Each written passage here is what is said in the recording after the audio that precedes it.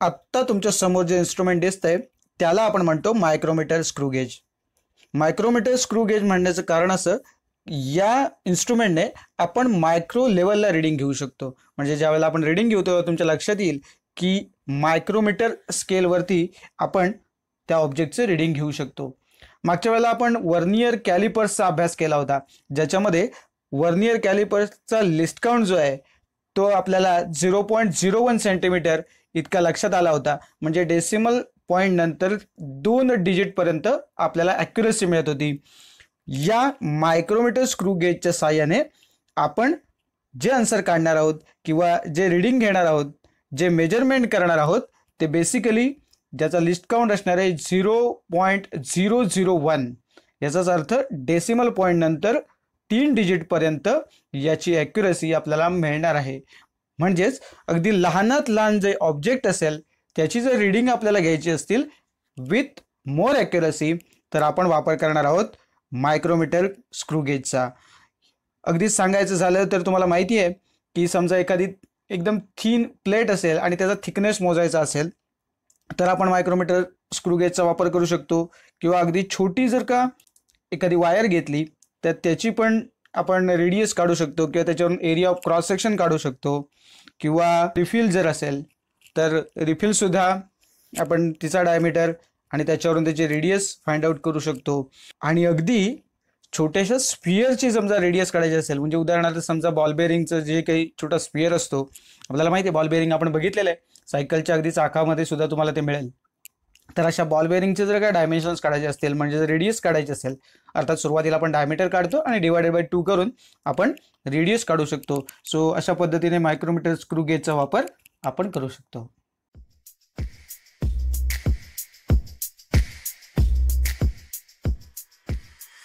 मागच्या वेळेला आपण लिस्ट काउंट ऑफ वर्नियर कॅलिपर्सचा फॉर्म्युला बघितला होता, पण त्याच्यापेक्षा थोडासा हा वेगळा फॉर्म्युला आहे. काय फॉर्म्युला आहे तुमच्या समोर स्क्रीनवर ठेवलाय बघा. LC म्हणजे लिस्ट काउंट. आपल्याला माहिती आहे आता LC म्हणजे लिस्ट काउंट. मागच्या वेळेला मी तुम्हाला सांगितलंय की LC म्हणजे लिस्ट काउंट. ओके, सो आता जो आपण LC बघणार आहोत तो कशाचा असणार आहे? मायक्रोमीटर स्क्रू गेजचा. So LC is equal to काय लिहिलंय बघा, pitch of the screw divided by total number of divisions on the circular scale. So जे तुमचं सर्क्युलर स्केल असणार आहे ते कुठलं आहे ते मी तुम्हाला दाखवेनच. आणि सगळ्यात महत्त्वाची गोष्ट काय आहे तर pitch of the screw he value आपल्याला पहिले ऑब्टेन करून घ्यावी लागेल आणि मग त्याच्यानंतर total number of divisions consider करून आपल्याला मायक्रोमीटर स्क्रू गेजचा लिस्ट काउंट अर्थात LC फाइंड आउट करायचा आहे.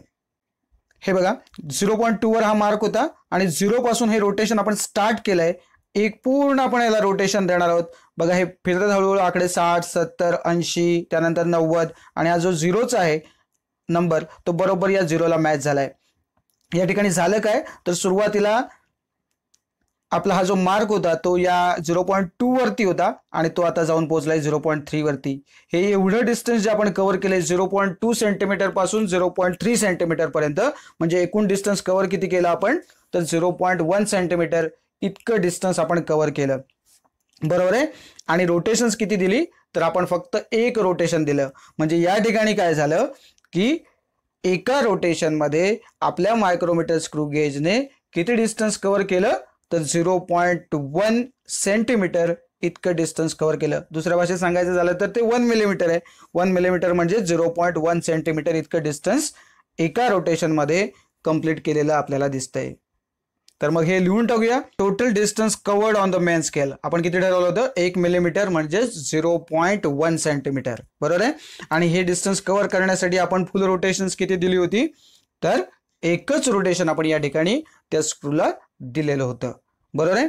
आता आपलं जे फिजिक्सचं हँडबुक आहे याच्यामध्ये काय झालंय की त्यांनी सांगितलंय की एकूण जी रोटेशन्स तुम्हाला द्यायची आहेत ती 4 रोटेशन्स द्यायचे आहेत. ओके, सो प्रत्येक वेगवेगळे जर तुम्ही पुस्तक बघितलं तर तिथे वेगवेगळे अंक दिलेले असतील. सो ज्या वेळेला तुमच्या एक लक्षात गोष्ट आली असेल की एका रोटेशनमध्ये आपण डिस्टन्स कव्हर किती केलंय हेच मुख्यत्वे आपल्याला लक्षात घ्यायचं आहे. सो एका रोटेशनमध्ये आपण टोटल डिस्टन्स कव्हर किती केलं होतं मेन स्केलवरती तर 0.1 सेंटीमीटर. बरोबर आहे. आणि समजा 2 रोटेशन्स दिली असती तर किती अंतर झालं असतं 0.2 सेंटीमीटर झालं असतं. बरोबर आहे. सो याच पद्धतीने आपण काय म्हणू शकतो की जर 4 रोटेशन्स दिली तर डिस्टन्स किती कव्हर होईल तर 0.4 सेंटीमीटर इतकं डिस्टन्स कव्हर होणार आहे. बरोबर आहे. सो मी काय करतो या ठिकाणी आता आपण टोटल डिस्टन्स कव्हर जे म्हटलंय ते लिहून टाकूया. बरोबर 4 मिलीमीटर म्हणजे 0.4 सेंटीमीटर आणि number of full rotations given to the screw is equal to 4 लिहिले. हे असं का केलं? आपल्या पुस्तकामध्ये आहे म्हणून. ओके. जेव्हा तुम्ही लॅबमध्ये याल तेव्हा तुम्ही काय कराल की रोटेशन्स तुम्हाला किती द्यायचे आहेत?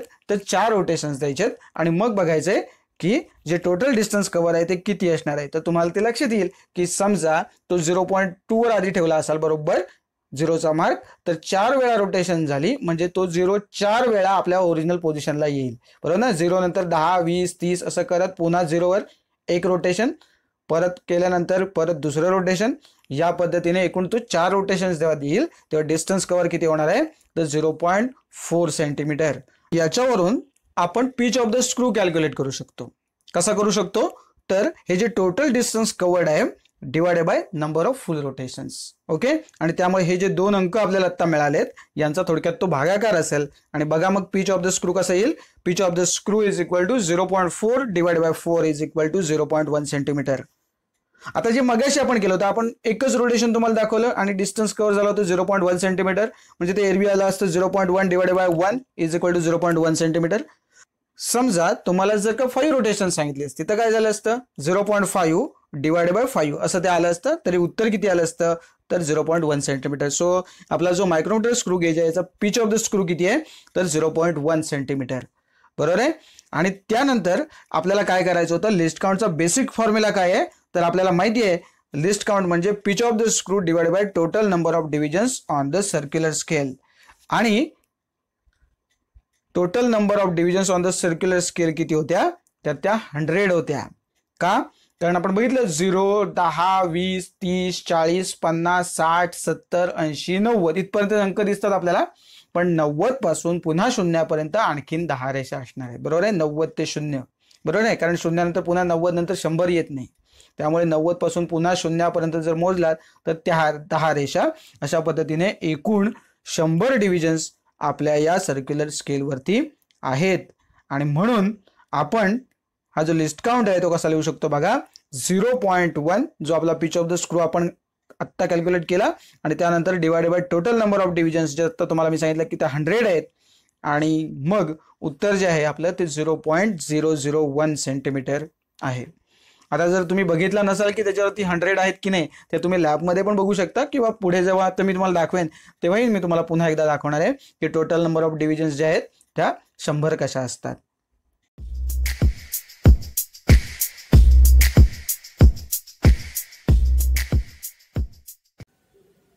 हे बघा या ठिकाणी हे या पद्धतीने तुम्हाला ही जी तार आहे याच्यामध्ये होल्ड करायचे. मी याने हे थोडंसं रोटेट करतोय तुम्हाला दिसत असेल. आणि आपल्याला कुठपर्यंत करायचं आहे बघा? थोडासा हा जो पार्ट आहे हा जड लागेल बघा. आणि एक प्रिकॉशन मात्र नक्की घ्या की ही जी तार आहे ती बरोबर मध्यात असेल या मायक्रोमीटर स्क्रू गेजच्या. आणि हे बघा आता इथे थोडंसं जड लागते आपल्याला आणि तिथे थांबवा, जोरात प्रेस करू नका. आणि त्यानंतर इथे आपल्याला एक फक्त खटका द्यायचा बघा. एकच खटक्याचा आवाज येईल त्यानंतर स्टॉप करा. इथे आपण तो लॉक करणार आहोत. ओके. बघा नीट ऐका आवाज. एवढा एकदाच आवाज येईल एवढंच जर्क आपल्याला द्यायचं आहे. सो थोडा हात हलतोय आणि त्यामुळे कदाचित तुम्हाला हे नीट दिसत नसेल म्हणून मी काय केलं हे पिक्चर फक्त पॉज केलंय बघा इथे या ठिकाणी आणि थोडंसं झूम केलंय जेणेकरून तुम्हाला इथे दिसेल. हे बघा ही आडवी एक लाईन आहे. बरोबर आहे. आणि तुम्हाला याच्या बरोबर कितवी रेषा आहे ती आपल्याला बघायची आहे. तत्पूर्वी काय बघावं लागेल? आपल्याला मेन स्केल बघावं लागेल. तर आपल्याला दिसते हा 0ची लाईन जी आहे ती आपल्याला दिसते. त्यानंतर पुढची एक लाईन आपल्याला दिसते. याचा अर्थ 0.1 इथे कंप्लीट झालेलं आपल्या लक्षात आलंय. आणि 0.2 हे काही आपल्याला दिसत नाही. याचा अर्थ 0.2 कंप्लीट झालेलं नाही.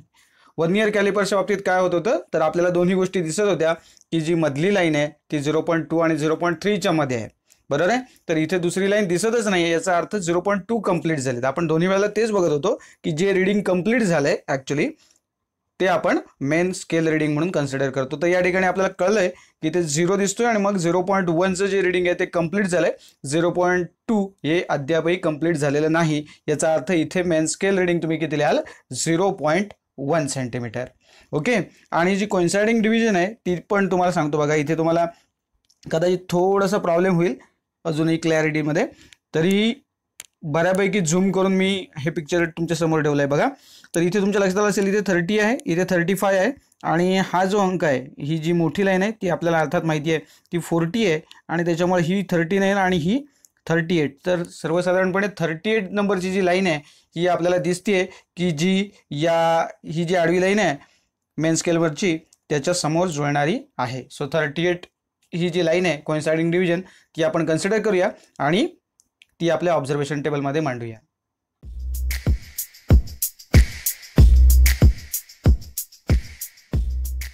तर बघा, हे एक ऑब्झर्वेशन टेबल आहे. याच्यामध्ये एक छोटासा एरर आहे, तेवढा फक्त मी तुम्हाला सांगतो. काय झालं, इथे वर्नियर स्केल रिडिंग असं लिहिलं आहे, बरोबर आहे. तर आपलं हे जे रीडिंग आहे हे याला आपण काय म्हणणार आहोत, सर्क्युलर स्केल रीडिंग. कारण वर्नियर स्केल रीडिंग हे कशात असतं, तर वर्नियर कॅलिपर्समध्ये असतं, आणि त्यामुळे ते चुकून इथे लिहिताना वर्नियर स्केल रीडिंग असं झाले. ओके, त्यामुळे इथे कन्सिडर करताना तुम्ही काय कराल, हे वर्नियर स्केल रीडिंगच्या ऐवजी सर्क्युलर स्केल रीडिंग असं तुम्ही याला म्हणणार आहात. ठीक आहे. तर जसं मी मगाशी तुम्हाला दाखवलं त्या पद्धतीने 0.1 हे आपलं मेन स्केल रीडिंग आलंय, आणि त्यानंतर ही जी आहे लाईन ती 38 नंबरची लाईन जी आहे डिव्हिजन जी आहे ती इथे कोइन्साइड होते, आणि म्हणून आपण काय केलंय, इथे 38 नंबर लिहिलाय. तर याचा अर्थ काय होईल बघा, तर पुढच्या कॉलममध्ये आपण B × LC म्हटलंय. इथे आपण LC जो आहे, लिस्ट काउंट जो आहे तो आपण बघितलाय 0.001 सेंटीमीटर आलेला आहे. त्यामुळे B × LC, त्यामुळे B म्हणजे 38 ला बरोबर LC म्हणजे लिस्ट काउंटने 0.001 ने मल्टिप्लाय करून जे उत्तर येईल ते उत्तर इथे लिहिणं अपेक्षित आहे. काही मुलं काय करतात, तर हे B × LC, तर B आणि LC हे दोन अंक लिहितात आणि मध्ये गुणाकाराचं चिन्ह टाकतात. तर याचं येणारं जे उत्तर आहे ते तुम्हाला या कॉलममध्ये लिहिणं अपेक्षित आहे, बरोबर आहे. आणि मग त्यामुळे जे तुमचं ऑब्झर्व्ड जे असणार आहे व्हॅल्यू ती काय असणार आहे, मग A + C असणार आहे. मी तुमच्या समोर ठेवतो त्या व्हॅल्यूज बघा. 0.038 असं आपलं जे रीडिंग येईल, कारण 38 जे 38 आहेत इंटू 0.001. ओके, सो गुणाकार करताना व्यवस्थित करा, आणि डेसिमल पॉईंट बघा. इकडून जर तुम्ही बघितला तर उजवीकडून जेव्हा डावीकडे जाल तेव्हा 3 अंकानंतर डेसिमल पॉईंट बसला पाहिजे, बरोबर आहे. या पद्धतीने आपण हे करतोय, कारण का लिस्ट काउंट जो आहे तो 0.001 आहे. ओके, आणि मग या दोघांची आपल्याला बेरीज करायला लागेल, A आणि C ची. इथे सुद्धा डेसिमल पॉईंटच्या खाली डेसिमल पॉईंट घ्या, म्हणजे तुमच्या लक्षात येईल की हा 1 आहे, आणि मग या 1च्या खाली बरोबर या डेसिमल पॉईंटच्या पुढे जो 0 आहे तो बरोबर 1च्या खाली येईल, आणि मग हे 0.138 होतील. नाहीतर तुम्ही काय कराल, हे 0.1 आणि हे 0.038 तुम्ही म्हणाल 0.039 असं होत नाही. ओके, सो एवढंच तुम्हाला सांगायचं होतं. तर याच पद्धतीने आपल्याला काय करावं लागेल, थोडंसं जी आपली जी तार आहे त्याची पोझिशन आपण बदलणार आहोत, बरोबर आहे. अशी लांबलचक आपल्याकडे तार आहे, तर आपण काय करणार, आणखीन दुसऱ्या ठिकाणी एक रीडिंग घेणार, नंतर तिसऱ्या ठिकाणी रीडिंग घेणार. तर हे जे रीडिंग आलंय हे डायरेक्ट तुमच्या समोर मी ठेवतोय. इथे काय होईल, तुम्हाला कल्पना आहे की मेन स्केल रीडिंग काही बदलणार नाही. जी कोइन्साइडिंग डिव्हिजन आहे ती थोडीशी पुढे मागे होऊ शकते, आणि त्यामुळे ती रीडिंग जी आहे ती तुमच्या समोर ठेवतो. जे दुसरं ऑब्झर्वेशन आहे आपलं, याच्यामध्ये जी कोइन्साइडिंग डिव्हिजन आहे ती आहे 32, आणि त्याच्यामुळे तुमच्या समोर उत्तर ठेवलंय. जे सर्क्युलर स्केल रीडिंग जे आहे ते आहे 0.032, आणि त्यानंतर जे ऑब्झर्व्ड रीडिंग जे येणार आहे टोटल रीडिंग मधलं ते किती येईल, मग 0.1 + 0.032 म्हणजे 0.132. ओके, त्याच पद्धतीने जर तिसरं आपण ऑब्झर्वेशन घेतलं तर आपल्याला इथे दिसतंय की कोइन्साइडिंग डिव्हिजन ही 35 नंबरचे जुळते. ओके, जर अगदीच व्यवस्थित जर का युनिफॉर्म वायर असेल, आपली युनिफॉर्म ती जी तार आहे ती एकदम क्लिअर कट असेल, तर तिन्ही वेळेला तुमची कोइन्साइडिंग डिव्हिजन सेमही राहू शकते. कदाचित तुम्हाला असं वाटेल की हे तीनही जी रीडिंग्स आहेत ती वेगवेगळी असतात का, तर असं काही नाही आहे. जर युनिफॉर्म जर तुमची जी तार आहे ती अगदी सगळीकडे समान असेल विभागलेली, तर काय होईल, तर तुमचे जे कोइन्साइडिंग डिव्हिजन जे आहे ते सारखीच येईल. ओके, सो या ठिकाणी आपल्याला वेगवेगळे मिळाले म्हणून आपण हे वेगवेगळं लिहिलेलं आहे. ओके, सो याच्यानंतर आपण करेक्टेड रीडिंग जो भाग आहे तो आपण नंतर बघणार आहोत, जसं मागच्या सेशनमध्ये आपण केलं होतं आपल्या वर्नियर कॅलिपर्सच्या एक्सपेरिमेंटमध्ये. कारण आपण झिरो एरर कॅल्क्युलेट कशी करायची ते आपण बघूया, आणि मग झिरो एररचं कॅल्क्युलेशन करूया. तुर्तास आपलं जे मेन रीडिंग आहे ऑब्झर्वेशन मधलं रीडिंग आपल्याला मिळालेलं आहे, फक्त ते झिरो एररमुळे काय बदलेल ते आपण नंतर बघूया. तुर्तास आपल्याला काय करायचं, आपण वळतोय पुढच्या आपल्या ऑब्झर्वेशनकडे. ते आहे ग्लास प्लेटचं. एक ग्लास प्लेट तुम्हाला घ्यायची आणि ती कशी होल्ड करायची ती मी तुम्हाला दाखवतो, आणि त्या पद्धतीने बरोबर तुम्ही ती होल्ड करून घ्याल, आणि मग तिथे ऑब्झर्वेशन्स काय येतात ते आपण थोडक्यात बघूया. हे बघा, या पद्धतीने हे ग्लास प्लेट जी आहे ती मी तुमच्या समोर ठेवली आहे. इथे क्लिअर कट तुम्हाला दिसतंय बघा. ही 1 नंबरची लाईन दिसते, 2 नंबरची लाईन पण दिसते, आणि इथे 3 नंबरची लाईन दिसते, बरोबर आहे. याचा अर्थ असा आहे clear cut, main scale reading जे आहे आपलं ते किती असणार आहे, 3 असणार आहे. आणि जर नीट बघितलात तर तुमच्या लक्षात येईल की ही जी 10 नंबर हा दिसतो आपल्याला, ही 10वी डिव्हिजन आहे. त्याच्या खालची जी डिव्हिजन आहे ती इथे कोइन्साइड झालेली आपल्याला दिसेल. आणि म्हणून मग या ठिकाणी आपण काय करणार आहोत, जी coinciding division on the circular scale जे आहे तिथे आपण काय करूया, तर तिथे 9 लिहूया. ओके, सो नोट डाऊन करून घेऊया. हे बघा 0.3 आणि 9 मी इथे नोट डाऊन करून घेतले. आणि मग तुमच्या लक्षात आलं असेल की जर 9 कोइन्साइडिंग डिव्हिजन आहे तर याचा अर्थ काय होतो, तर 0.001 ने जर आपण मल्टिप्लाय केलं तर याचं उत्तर इथे काय होईल, मग बघा उत्तर 9 into 1 ते 9 होईल. आणि डेसिमल पॉईंट कुठे द्यायचा आहे, उजवीकडून डावीकडे 3 डेसिमल पॉईंट आपल्याला मोजायचे आहेत मगाशी मी सांगितलं तसं. त्यामुळे इथलं लिहायचं उत्तर आहे ते आपलं काय असणार आहे 0.009. आणि मग टोटल रीडिंग किती होईल बघा, तर 0.309. ओके, सो या पद्धतीने आपण हे पहिलं रीडिंग घेतलंय. त्याच पद्धतीने आपण जर पुन्हा एकदा दुसऱ्या पोझिशनला जर आपण ग्लास प्लेट पुन्हा चेक केली, तिथली थिकनेस किती आहे, तर हे रीडिंग आपल्या समोर आले. आणि तिसरी रीडिंग मी तुमच्या समोर एकदमच ठेवली. ओके, सो ही 3 रीडिंग्स आपल्या समोर आलेली आहेत. ही ऑब्झर्व्ड रीडिंग्स आहेत, वायरसाठी वेगळी आहेत आणि ग्लास प्लेटसाठी वेगळी आहेत. अर्थात हे आपल्याला वायरची आपण डायमीटर काढणार आहोत. आणि प्रत्यक्षामध्ये जेव्हा तुम्ही कॅल्क्युलेशनला जाल तेव्हा खरं तर तुम्हाला रेडियस काढावे लागणार, कारण का जर एरिया ऑफ क्रॉस सेक्शन आपल्याला काढायचं असेल तर area of cross section of वायरचा फॉर्म्युला काय, πr². सो आपण डायमीटर काढतोय, तो पहिल्यांदा आपण डायमीटर काढून घेऊ आणि मग नंतर त्याला आपण 2 ने भागू, जेणेकरून आपल्याला काय मिळेल, रेडियस मिळेल किंवा त्रिज्या मिळेल.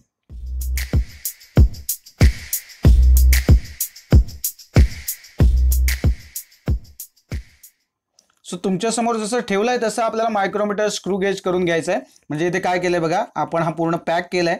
आणि आपण काय चेक करणार आहोत लक्षात घ्या, तर जी मगाशी मी तुम्हाला दाखवली होती इथली जी एक हॉरिझॉन्टल लाईन आहे इथे याच्यावरची, आणि या सर्क्युलर स्केलवरच्या पण लाईन्स ज्या आहेत त्याच्यात 0, 10, 20 अशा पद्धतीने लाईन्स आहेत आपल्याला माहिती आहे. तर त्यातली जी सर्क्युलर स्केलवरची 0ची लाईन आणि मेन स्केलवरची जी 0ची लाईन, म्हणजे जी हॉरिझॉन्टल लाईन मी तुम्हाला अशी म्हटली जी मगाशी इथे दाखवली आहे तुम्हाला, ती या लाईन जर कोइन्साइड झाल्या तर त्याला आपण काय म्हणणार आहोत, नो झिरो एरर. ओके, त्यामुळे ही परिस्थिती तुमच्या लक्षात येईल की 0ला 0 मॅच झाला तर तिथे काय आहे, तर 0 एरर अजिबातच नाही आहे खरं तर. म्हणजे अशा वेळेला आपण काय लिहू शकतो, जो 0 एरर आहे तो 0.000. नुसता 0 लिहिला तरी चालेल, पण मी फक्त 0 एरर हा 0.000 असं का लिहायला सांगतोय की तुमच्या लक्षात येईल की जे आपण इन्स्ट्रुमेंट वापरतोय त्याची ॲक्युरेसी 3 डिजिट पर्यंत आहे. एवढाच माझा त्याच्या मागचा हेतू आहे, एवढं लक्षात घ्या. ठीक आहे, तर याच्यानंतर आपण पॉझिटिव्ह 0 एरर म्हणजे काय आहे या केसमध्ये ते बघूया. तुम्हाला ती डायग्राम दाखवतो बघा. या ठिकाणी तुम्हाला दिसत असेल बघा, इथे बरोबर काय झालंय, इथे 0 आहे बघा, आणि इथे समोर जी जुळणारी रेषा आहे ती 90 आहे. याचा अर्थ 0ची लाईन आहे ती बघा कुठे गेली आहे, तर पुढे गेलेली आहे.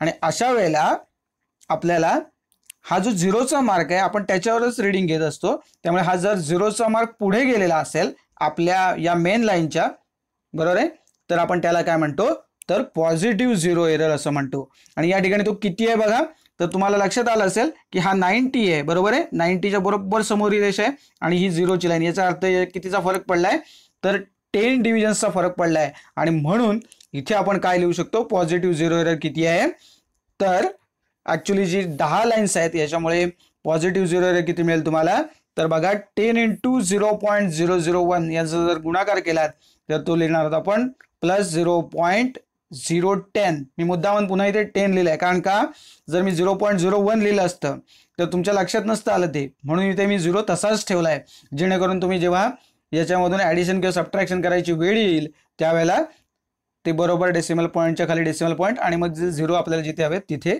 ते राहतील अशा अर्थाने. नाहीतर तुम्ही म्हणाल 0.01 लिहिलं तरी चालतं, तर हो चालतं, फक्त तुम्हाला कळण्यासाठी मी हे तसंच ठेवलंय.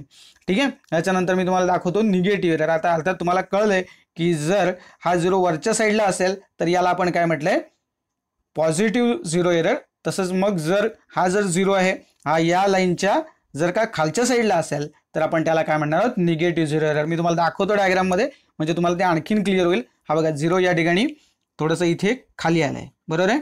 पण इथे जुळणारी या 0च्या समोरची रेषा किती आहे बघा, इथे 0 ही 10ची रेषा आहे आणि जुळणारी रेषा इथे आपल्याला दिसते ती 11वी रेषा आहे, बरोबर आहे. सो एरर तर आहे निगेटिव्ह, बरोबर आहे. सो आधी पहिला ते लिहून टाका, it is negative 0 error.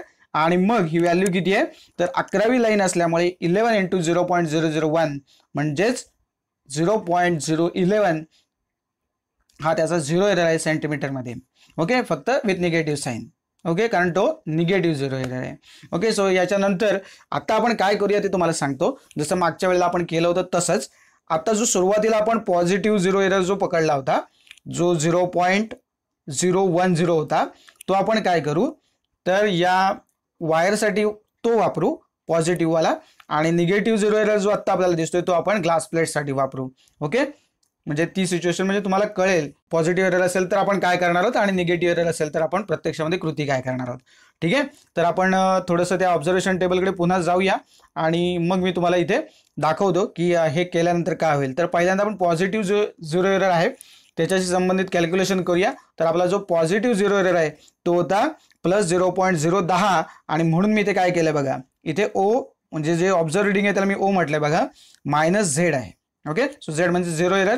So आपण काय केलंय, -z आहे, ते क्लिअर कट म्हटलंय बघा, आपण इथे मायनस साईन ठेवली आहे, बरोबर आहे. त्यामुळे जो काय आपला प्लस जो काय होता एरर, तो प्लस मायनस त्याच्यातली प्लस साईन इग्नोर करून टाका, कारण एरवी आपण जिथे प्लस नसतं ते प्लस असतंच असं आपण गृहीत धरतो, बरोबर आहे ना. त्यामुळे आपल्याला काय करायचं, थोडक्यात त्या रिडिंगमधून ही रिडिंग वजा करायची हे लक्षात ठेवा, बरोबर आहे. तर आता इथे काय झालं, तर हे 0.010 हे आपण त्यातनं मायनस करतो, त्याच्यामुळे किती होईल, 138 मधून हे 128 शिल्लक राहतील. ओके, आणि हे 132 चे 0.122 आणि इकडे 135 होते ते 125 झालेत, 0 पॉईंट आहे लक्षात घ्या. सो या पद्धतीने, आणि मग आपल्याला काय करावं लागेल, तर त्याचं मीन रिडिंग घ्यावं लागेल. मीन रिडिंग कशी घेतात, तर तिघांची आपल्याला बेरीज करायची भागिले 3 करायचे आहेत. ओके, आणि मग याने जे उत्तर येणार आहे ते आपल्याला काय देईल, मीन रिडिंग देईल. तर बघूया किती रिडिंग येईल, तर 0.125 येईल. ओके, तिघांची बेरीज केली. थोडक्यात इथे तुमच्या लक्षात येईल बघा, या 28 मधले 3 समजा तुम्ही याला दिले तर याचं पण 0.125 होईल, याचं पण 0.125 आणि हा पण 0.125 होईल. म्हणजे मीन किती असणार आहे, 0.125. हे तुम्हाला तसंही तुमच्या डोळ्याने तुम्ही हे सांगू शकताय, बरोबर आहे, थोडंसं लॉजिक लावून, बरोबर आहे. तर या ठिकाणी 0.125 हे ह्याचं रिडिंग आलंय. आता इथे आपण काय केलं होतं बघा, जो पॉझिटिव्ह 0 एरर होता त्याच्यातून काय करायचं होतं, आपल्याला सबट्रॅक्ट करायचं होता.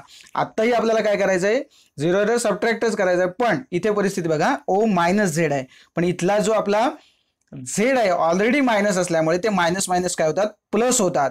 म्हणजे पॉझिटिव्ह जो 0 एरर असतो तो आपल्याला काय करावा लागतो, तर सबट्रॅक्ट करावा लागतो, आणि जो निगेटिव्ह असतो तो आपल्याला ऍक्च्युअली ऍडअप करावा लागतो, बरोबर आहे. त्यामुळे काही ठिकाणी तिथे नुसतं O+z किंवा जे काय तुमचं रिडिंग असेल त्याला प्लस म्हटलेलं असतं.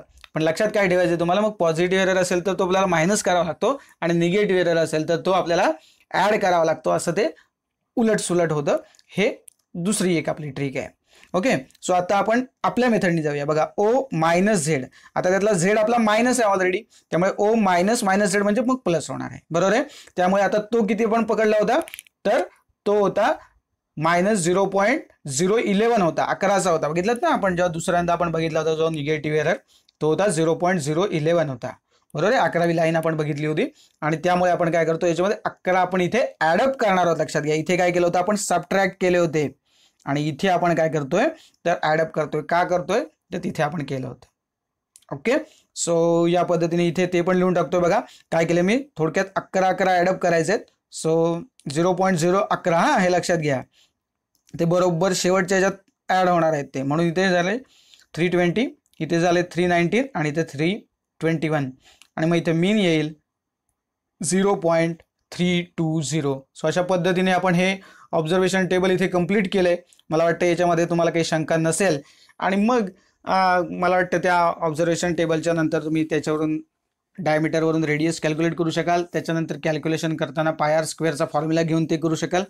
कॅल्क्युलेशन आपण लॉग टेबलने कशी करायची तेही शिकलोय एका सेशनमध्ये, बरोबर आहे. तर जर तुम्हाला जमत नसेल तर तिथे बघा. आणि थिकनेस जो आहे त्याचं काही कॅल्क्युलेशन करण्याचा प्रश्न नाही, थिकनेस इज थिकनेस, बरोबर आहे ना. आपल्याला सांगितलं ग्लास प्लेटची थिकनेस सांगा, तर त्याचा कुठलाही फॉर्म्युला नाही, फक्त मोजायची आणि लिहायची आहे. त्यामुळे रिझल्टमध्ये तुम्ही डायरेक्ट याची व्हॅल्यू लिहिणार आहात, ग्लास प्लेटची जी काही थिकनेस असेल ती. सो या पद्धतीने तुम्ही रिझल्ट जो आहे तो लिहू शकाल. मी आजचा फक्त तुम्हाला एक छोटासा होमवर्क देतो, मागच्या वेळी जसा दिला होता, एकदम सोपा आहे. तुमच्या समोर एक स्क्रीनवर ठेवतो.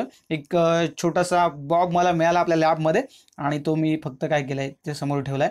तुम्हाला काय करायचंय, तर मागच्या वेळी जसं तुम्ही केलं होतं मेन स्केल रिडिंग कोइन्साइडिंग डिव्हिजन जी आहे ती वर्नियर स्केल रिडिंग फक्त वरती लिहू नका, तिथे लिहिताना सर्क्युलर स्केल रिडिंग असेल हा. ओके. आणि मग जे तुमचं ऑब्झर्व रिडिंग फायनल रिडिंग जे असणार आहे ते तुम्हाला फक्त लिहायचं आहे. ओके. करेक्टेड रिडिंग वगैरे जे आहे ते काय तुम्ही त्या लिहिण्याच्या भानगडीत पडू नका. कळलंय? तर मी तुम्हाला दाखवतो. बघा तुमचं होमवर्क आहे. बघा ही या पद्धतीने घेतलेली इमेज आहे. याच्यामध्ये तुमच्या लक्षात आलं असेल, फक्त एक गोष्ट क्लिअर करतो कारण मागासपासून हे आपल्याला दिसलं नव्हतं. 0 नंतर 5 दिसतात आपल्याला, इथे 10 दिसत आहेत. ॲक्च्युअली इथे 10 हे 5 म्हणजे 0.5 सेंटीमीटरमध्ये आहे ना, लक्षात घ्या. हे लाईन नंबर्स त्यांनी सांगितले, डिव्हिजन नंबर्स. त्यामुळे हे 10 म्हणजे ॲक्च्युअली कंप्लीट किती झाले, हा 1 सेंटीमीटर कंप्लीट झाला आहे. म्हणजे याचा अर्थ हा 1.1 असणार आहे, हा 1.2 1.3 अशा पद्धतीने लक्षात घ्या. ओके. त्यामुळे ह्याला 0 म्हणा, पाहिजे तर याला 0.5 म्हणा तुमच्या भाषेत आणि याला 1.0 म्हणा. ओके. सेंटीमीटरच्या भाषेत.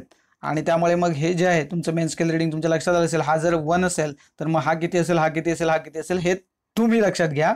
आणि जुळणारी रेषा आहे बघा इथे पण कदाचित जर तुम्हाला नीट दिसत नसेल तरी अप्रॉक्सिमेटली दिसतीये बघा. कारण कसं होय की थोडीशी क्लॅरिटीमध्ये प्रॉब्लेम असू शकतो. तर मी तसं तुम्हाला सांगितलं, तसं जी कोइन्साइडिंग डिव्हिजन आहे ती थोडीशी मागे पुढे होऊ शकते, पण मेन स्केल रिडिंग बदलते का नाही. त्यामुळे किरकोळ बदल आपल्याला मिळणार आहे. आणि तो कितव्या डिजिटमध्ये मिळतो, तर शेवटच्या डिजिटमध्ये मिळतो. बरोबर ना. 3 अंकी जेव्हा आपण घेतोय डेसिमल पॉईंट नंतर 3 डिजिट्स घेतोय आणि त्यातला शेवटचा आहे त्याच्यामध्ये थोडासा फरक पडू शकतोय. बरोबर आहे. त्यामुळे आपला पहिला डिजिट तर बदलतच नाही. बरोबर आहे. कारण ते मेन स्केल रिडिंगमध्ये येतं. आणि त्यामुळे या ठिकाणी आता काय होईल बघा, तुमचं जे मेन स्केल रिडिंग असेल ते 0 पॉईंटवाला नाही येणार, इथे येताना येणार आहे ते 1 पॉईंट किती येतात ते बघा. आणि मग त्याच्यानंतर कोइन्साइडिंग डिव्हिजन घ्या. त्याच्यानंतर तुमचं जे सर्क्युलर स्केल रिडिंग आहे ते घ्या आणि मग टोटल रिडिंग करून तुम्ही ते लिहून टाका. ओके. हा तुमचा आजचा होमवर्क आहे.